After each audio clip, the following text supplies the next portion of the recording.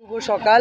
আজকে আমরা মেঘলিমুড়ার ৮ নম্বর ওয়ার্ডের ৫২ নম্বর বুথে আমরা সবাই মিলে উপস্থিত আছি। আমার পাশে আছেন এখানের কর্পোরেটর, ভারতীয় জনতা পার্টির কর্পোরেটর শম্পা সেন সরকার মহোদয় উপস্থিত আছেন।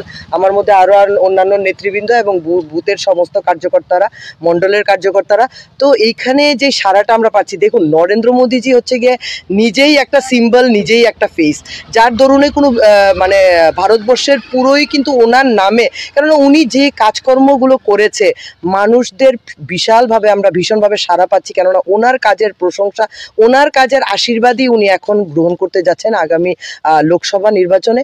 তো আমরা খুব আশাবাদী নয়, মানে আমি স্পষ্ট ভাষায় বলতে চাই যে ত্রিপুরা রাজ্যের দুটি সিট, মানে আমাদের পশ্চিম আসনের যিনি প্রার্থী, আমাদের প্রাক্তন মুখ্যমন্ত্রী বিপ্লব কুমার দেব মহোদয়, এবং আমাদের পূর্ব আসনের যিনি প্রার্থী মহারানী কীর্তি সিং দেববর্মা, বিপুল ভোটে ওরা জয়যুক্ত হবে এবং আমরা মোদিজির হাতকে শক্ত করব এবং মোদিজিকে সেই পদ্মফুলটি দিতে চাইবো। এবং সেই জায়গাতে মহিলাদের কিন্তু একটা বিশাল ভূমিকা থাকবে। মহিলাদের ভোট দান বা ভোট প্রয়োগ, যেটা আমরা 23-এর নির্বাচনও ত্রিপুরা রাজ্যে দেখে এসেছি, 3% যেটা হাইক ছিল, আরও অনেকটা বেশি 10% হাইকের মতো হয়ে কিন্তু সেই জায়গাতে আমরা মাননীয় প্রধানমন্ত্রীকে হাত শক্ত করব।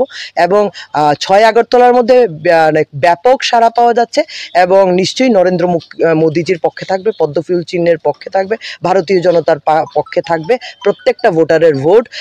এবং আমার আপনাদের চ্যানেলের মাধ্যমে সবার কাছে একটাই করো আবেদন থাকবে যে মতবিরোধ, অনেকের মত বা অনেকের কথাবার্তা বা অনেক জিনিস আমাদের হয়তো পছন্দ হয় না, কিন্তু নরেন্দ্র মোদীজি মানে ভারতবর্ষকে যেভাবে এগিয়ে নিয়ে যাচ্ছে, প্রত্যেকটি অন্তোদয় ব্যক্তি পর্যন্ত যে সুযোগ সুবিধাগুলো উনি পৌঁছে দিচ্ছে, সে দরুনেই কিন্তু আমরা মানুষের কাছে, প্রত্যেকটি জনসাধারণের কাছে প্রার্থনা করছি যে ওনার কাজকর্ম যেন আরও আগামী দিনে মানুষের স্বার্থে যেন হতে পারে, সেই জায়গাতেই ওদের যেন ভোটদানটা থাকে।